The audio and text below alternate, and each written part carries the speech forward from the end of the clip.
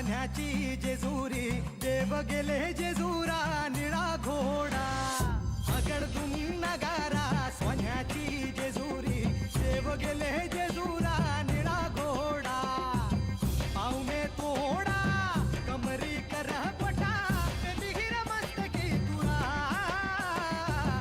खोबऱ्याचा कुटका भंडाऱ्याचा भडका बोल अहंकारा सदानंदाचा येळको सदानंदाचा येळको जय देव जय देव जय देव जय देव जय देव जय शिव मातंडा जय देव जय देव जय देव जय देव जय देव जय शिव मातंडा हरिवर्धन मल्हारी तुझी प्रचंड जय देव जय देव जय देव जय देव जय देव जय शिव मातंडा हरिवर्धन मल्हारी तुझी प्रचंड श्री खंडेरायांनी अवतार संपवणं आणि श्री म्हाळसादेवी आणि बाणाई यांना आपल्या पूर्वजन्मीचं स्मरण होणं ह्या गोष्टी घडायच्या आहेत. जोपर्यंत ते घडत नाही तोपर्यंत माझं इथून जाणं अपेक्षित नाही. कोणाला अपेक्षित नाही? मला. परंतु श्री म्हाळसादेवी आणि बानूला त्यांच्या मूळ रूपाची जाणीव करून देण्यास श्री खंडेराय समर्थ आहेत.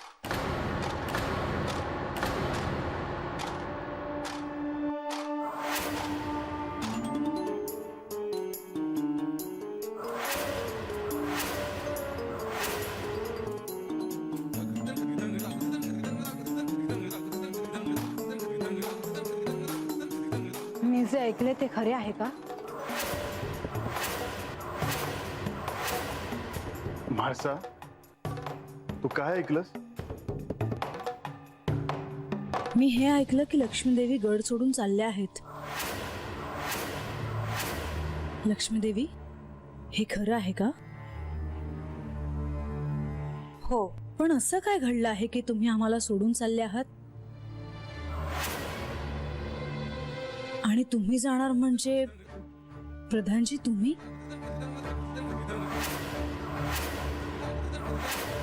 त्या जाणार म्हणजे मला जावं लागणार. पण आपण त्यांना असं कसं जाऊ द्यायचं? काही कारण तर असेल ना? तुम्ही काहीच का बोलत नाही? मी ते बोलण्यासाठीच इथे आलो आहे. मला असं वाटतं की तुम्ही काळजी करणं, तुम्हाला आश्चर्य वाटणं स्वाभाविक आहे. परंतु आता आम्हाला जायला हवं. कुठे? हिला विष्णू लोक असं सांगितलं तर तिला कळेल की हे साक्षात श्री विष्णू आणि ह्या श्री महालक्ष्मी आहेत. ते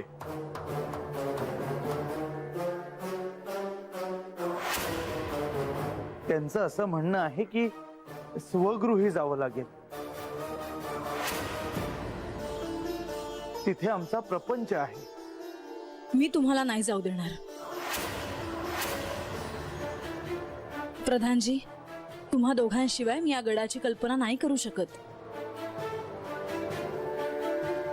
माझे काही चुकले का? नाही, असं काहीच नाहीये.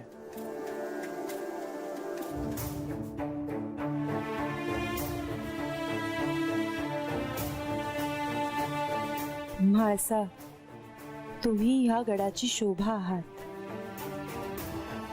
तुम्ही आहात म्हणून इथे शक्तीचा निवास आहे. तुमच्याकडून काही चूक कसं घडेल? तुम्हाला सोडून जावं असं मला देखील वाटत नाही. परंतु इथे तुमचा संसार आहे. तुम्ही इथून साऱ्या जगाचा संसार सांभाळता आहात. मलाही स्वगृही जावंच लागेल. तुम्ही विश्रांती घ्या.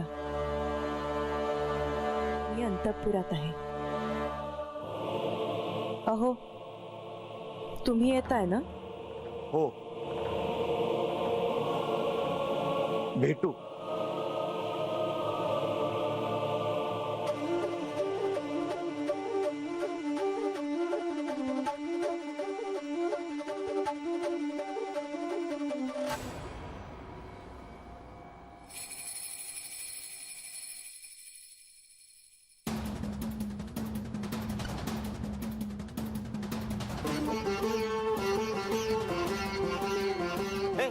गरोबाला पाहिलंस का? नाही गणोबा नाही काय काय झालं बरं झालं तू गावलास. आता तू तरी सांग काय बाय काय झालं?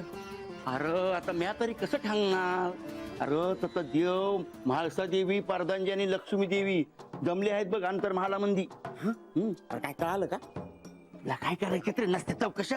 अरे तसं नव समजा काळजीत आहे नव. मग काय झालं ते कळालं नको होय. जसं काय तुला ठावच नाही काय झालं ते. अरे पारदांजी आणि लक्ष्मी देवी परत निघाले त्यांच्या गावाकडं. अरे ते ठाव आहे आमास नाही पण देव गेलेत नव. देव आणि म्हाळसा देवी दोघ बी त्यांना भेटायला गेला आहे. म्हणजे लक्ष्मी देवी त्यांचं ऐकताल आणि गडावर थांबताल होय ना? बघ तुला ठाव आहे ना लक्ष्मी देवींचा स्वभाव. अरे त्या एकदा जाणार म्हणजे जाणार. ते ऐक ऐक ते तर आहेच. पण असं काय झालं असेल रे का लक्ष्मी देवी त्यांच्या गावाला जाण्याचा विचार केला असेल? कुणाच ठाव. पण मला आता इतकंच कळलं आहे की लक्ष्मी देवीचं इथलं काम संपलेलं आहे. हा अरे पण प्रधानजी ते तर समजा राज्याचं कारभार बघतात. मग त्यांचं काम संपलं असं का म्हणाला लक्ष्मी देवी? जा त्यातनी जाऊन विचार जा, जा, जा. अरे पर मला विचारशील तर देव आणि म्हाळसा देवींनी जर त्यासनी सांगितलं त्यासनी समजावलं तर त्या थांबत्या. अरे होय मागच्या वेळेला एकदा असंच झालं होतं तेव्हा त्यांना थांबावं लागलं होतं. पण आता त्या थांबणार नाही. आता त्या जाणार म्हणजे जाणारच. आता काय करावं? करावं म्हणजे आता आपली आपली कामं करावी. चल चल. ए पण काय का म्हणतो पुढं काय झालं ते? इतकं सगळं घडलं आणि मला काही ठाऊकच नाही. मलाही याची पूर्वकल्पना नव्हती. तुम्हाला असं नाही का वाटत की लक्ष्मी देवींचा इथून जाण्याचा निर्णय अचानक नाही ठरला? त्याच्या मागे काहीतरी कारण आहे जे मला तरी सांगितले नाही. तुम्हाला ते कारण ठाऊक आहे का?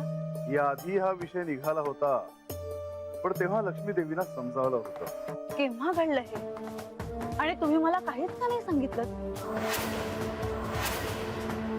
म्हाळसा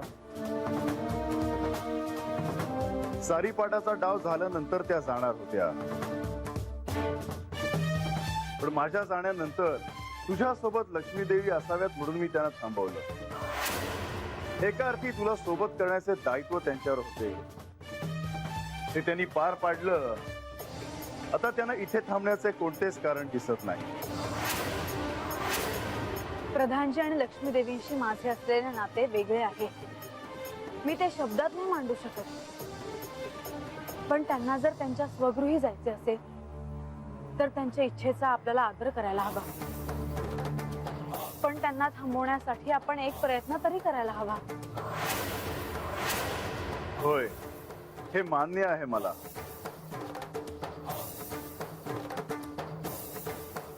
पण काय कारण सांगून त्यांना थांबवणार? मला तर कुठलंच कारण दिसत नाही. या ठिकाणीही मी शब्दात अडकलो आहे. ह्यातून जर कोणी मार्ग काढू शकत असेल तर ते केवळ प्रधानजी. मला एक प्रश्न पडला आहे. तुम्ही प्रधानजींना कधीपासून ओळखता? मी तुम्हाला काही विचारले आहे. म्हाळसा त्यांची आणि माझी फार जुनी ओळख आहे. नेमकी कधीपासून ते सांगितलं तर तुला ते कळणार नाही. पण तू हे का विचारत आहेस? कारण लक्ष्मी देवी इथून जात आहेत आणि त्याचा याच्याशी काही संबंध आहे का हे मी पाहते आहे. कारण त्या दोघांना पाहिलं की ते इतरांसारखे सामान्य वाटत नाही. तुम्ही माझ्यापासून काही लपवत नाही आहात ना?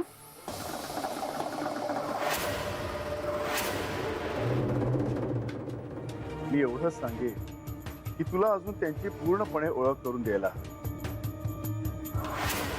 पण त्यासाठी त्यांनी इथे थांबणं आवश्यक नाही का? त्यांनी इथेच राहावं अशी माझी इच्छा आहे. यावेळी तुम्ही काहीतरी करा आणि त्यांना जाण्यापासून थांबवा. मी त्यांना थांबवण्याचा पूर्ण प्रयत्न करेन. या निमित्ताने पुन्हा सर्वांना त्यांचे महत्व कळेल.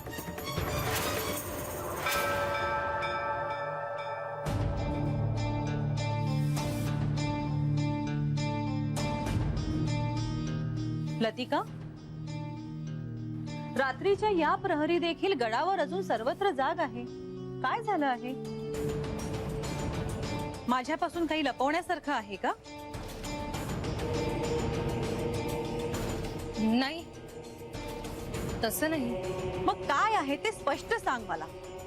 तुमच्यापासून मी काय लपवणार आता? लक्ष्मी देवींनी स्वगृही जाण्याचा निर्णय घेतला आहे.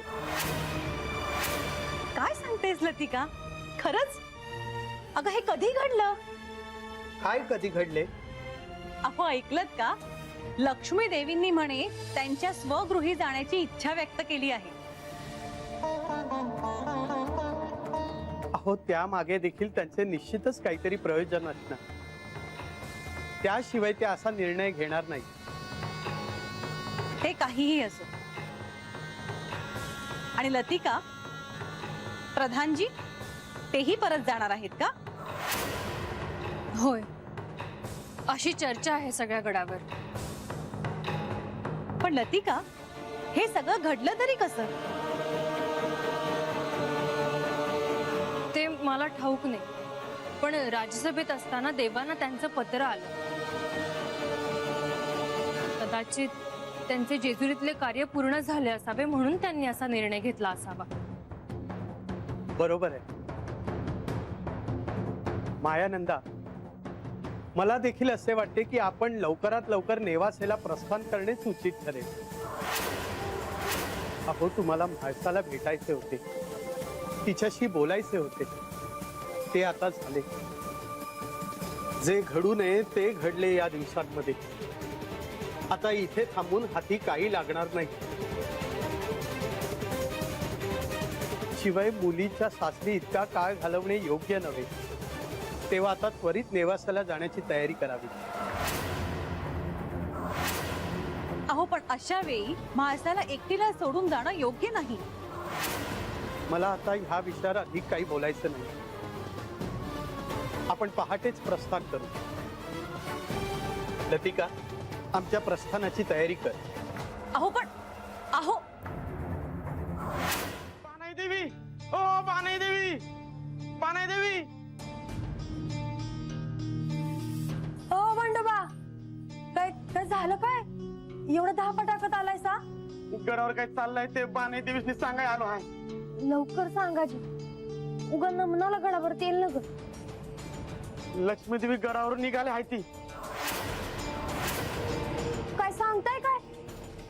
पर त्या कशा पायी चालल्या आहेत? लक्ष्मी देवी तुम्हाला भेटायला आल्या होत्या, तुमच्याशी चांगलं बोलत्यात म्हणून तुम्हाला सांगायला आलो. हा बरं केलं सांगितलं ते. आता काय करावं ग म्हणजे? पर तुम्ही सांगताय सात ते खरं आहे ना व? अहो समजा गडाला ठाव आहे. देव, प्रधानजी, लक्ष्मी देवी, महासा देवी कितीतरी येळ बोलत होतं. पर कुणी त्यासनी थांबवलं नाही वय? आता इतका वेळ बोलत आहे म्हणल्यावर काहीतरी तोडगा काढायचा म्हणूनच ना. पण बोलून जसं बाहेर आलं ना तसं गप गुमान उभं होतं. त्यांच्याकडे बघूनच कळत होतं की बोलून काय बी उपयोग झाला नाही. आता लक्ष्मी देवी जाणार म्हणजे प्रधानजी बी जाणार. खरं तर असं नाही व्हाया पाहिजे. पण आपण तरी काय करणार? बंडोबा, तुम्ही स्वतःच्या डोळ्यांनी पाहिलं ना व? नाहीतर असायचं वेगळंच आणि तुम्ही बोलायचं भलतच. अगं ते असं कसं खोटं बोलत्यात? हे बघा, मी माझं काम केलेलं. उद्या तुम्ही म्हणायला नग की बंडो म्हणे तुम्हाला सांगितलं नाही. येतो की. बरोबर या. अजून काय कळलं तर सांगा या. हा हा येतो जी.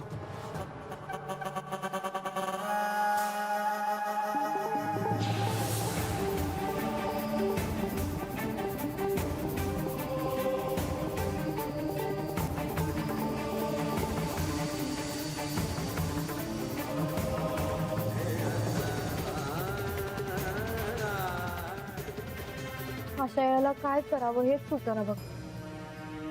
तर त्यांनी जाण्याआधी तुला भेटायला हवं. भेट नाही झाली तर परत कवा भेटतील कुणास ठाव. असं वाटतंय का आत्ताच्या आत्ता गडावर जावं. प्रधानजी लक्ष्मी देवी देव माणसं आहेत. एकदा त्यासनी डोळं भरून बघितलं, मन भरून बोललं म्हणजे झालं. गडावर जाशील का तू?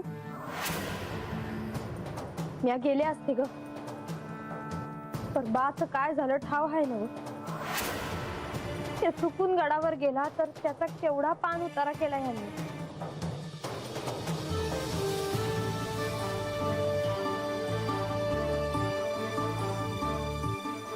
तर का कोणास ठाऊक, देव त्यासनी जाव देतील असं नाही वाटत मला.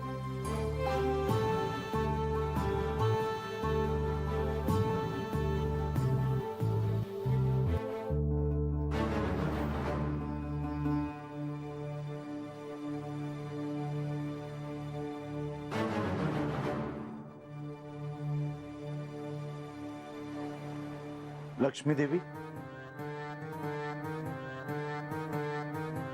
श्री खंडेराय आणि म्हाळसासमोर तुम्ही काहीच बोलला नाही. त्यांना असंच वाटत असेल की केवळ माझीच इथून जाण्याची इच्छा आहे आणि माझ्यामुळे तुम्हाला जेजुरी सोडावी लागणार आहे. विष्णू लोकात जाण्याचा आग्रह हा केवळ माझा असायला नको, नाही का? तुम्ही काही बोलत का नाही? कारण जेजुरी सोडून विष्णू लोकात जाण्याची ही योग्य वेळ आहे असं मला वाटत नाही. हे उत्तर तुमच्याकडून अपेक्षितच होतं. याचा अर्थ तुम्हाला माझ्यासोबत येण्याची इच्छा नाही. असं नव्हे देवी, मी तुमच्याशिवाय कसा राहणार? हो ना, परंतु तुम्हाला माझ्यासोबत येण्याची इच्छा नाही आणि आता मी इथे राहणार नाही. याचा अर्थ एकच होतो, विष्णू लोकात मला एकटीलाच जावं लागणार. नाही देवी, मी तुम्हाला असं जाऊ देणार नाही. तुम्ही मला आता आग्रह नका करू. तुम्हाला काय वाटतं हे मला समजत नाही का? परंतु आपण इतका काळ जेजुरीत राहिलो, इथल्या भूमिका पार पाडल्या, आता केवळ काहीच गोष्टी उरल्या आहेत. अशा वेळी इथून निघून जाणं बरं दिसेल का?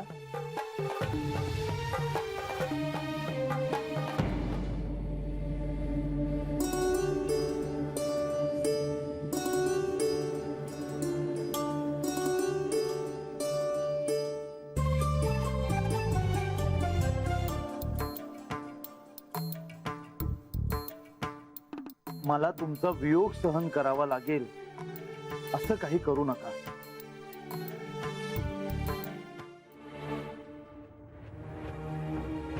लक्ष्मीदेवींनी त्यांच्या स्वगृही जाण्याचा निर्णय का घेतला आहे हे मला ठाऊक नाही, पण त्यांनी त्यांच्या या निर्णयाचा पुनर्विचार करायला हवा.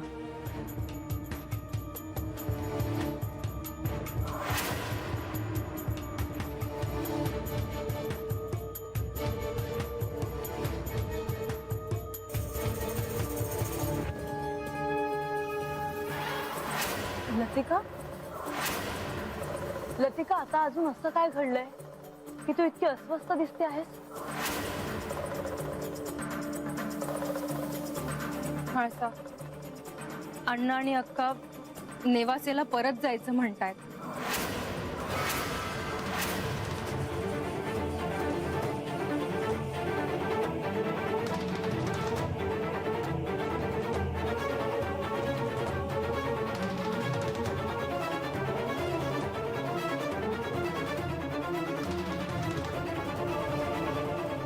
कधी जायचं म्हणतायत आई बाबा? म्हाळसा, तुला काहीच वाटत नाहीये का?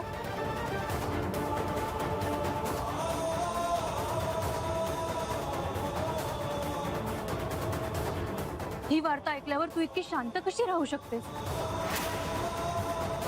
ते तुझे आई वडील आहेत जे जेजुरी सोडून चाललेत आणि तुला त्याचं काहीच वाटत नाही? कारण ते एका अर्थी योग्यच आहे.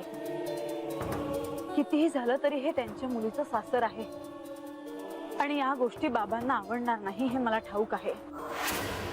तरीही आईच्या हट्टामुळे, माझ्यावर असलेल्या प्रेमापोटी ते इथे राहिले, पण त्यांना हे आवडणार नसणार ह्याची मला कल्पना आहे. तू अशी वागशील असं मला वाटलं नव्हतं. काहीही झालं तरी ते तुझे आई वडील आहेत. मला आश्चर्य वाटत आहे. जेव्हा लक्ष्मी देवी जेजुरी सोडून जाणार हे तुला मी सांगितलं तेव्हा तू प्रचंड अस्वस्थ झाली होतीस. आणि आता तर तुझे आई वडील निघाले आहेत, पण तुला मात्र त्याचं काहीच वाटत नाही. त्यांच्या जाण्याचे दुःख मला आहे, पण आता मी ते स्वीकारले आहे.